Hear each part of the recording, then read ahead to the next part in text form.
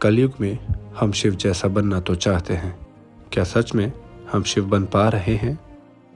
हमने शिव से योग तो सीख लिया, एकांत में रहना भी सीख लिया, पर जो सीखना चाहिए था वो हम सीख नहीं पाए।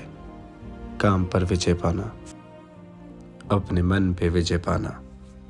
16वां अध्याय। काम द्वारा शिव को मोहित करने का प्रयत्न। ब्रह्मा जी बोले, हे नारद जी, वहां जाकर कामदेव अपनी माया फैलाने लगा। उसने वहां अनेकों वृक्षों को फूल फलों से भर दिया। वसंत की बहार खिल पड़ी, कोयलें मधुर शब्द करने लगी, शीतल मंद सुगंध पवन चल पड़ी, नदी सरोवर में कमल खिल गए। वन के मुनिजनों ने मन को भी डिगाने वाले इस प्रकार के असमय के काम साधनों को देख भगवान शंकर आश्चर्य में पड़ गए और उससे भी कठिन तपस्या करने में तत्पर हो गए। कामदेव के वसंत बहार के साधन से तो कुछ बन ना सका।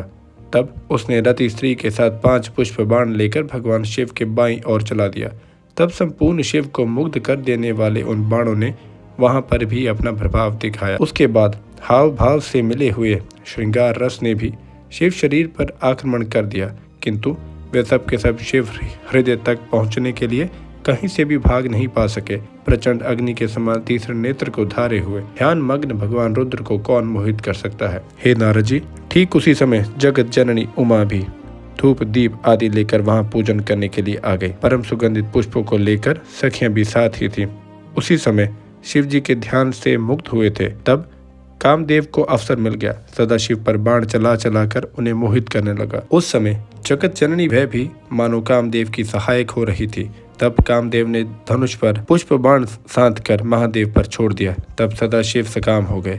तब भगवान शिव मोह को प्राप्त होकर विचारने लगे कि श्री पार्वती जी के सुंदर शरीर को देखकर मैं आनंदित हो रहा हूँ।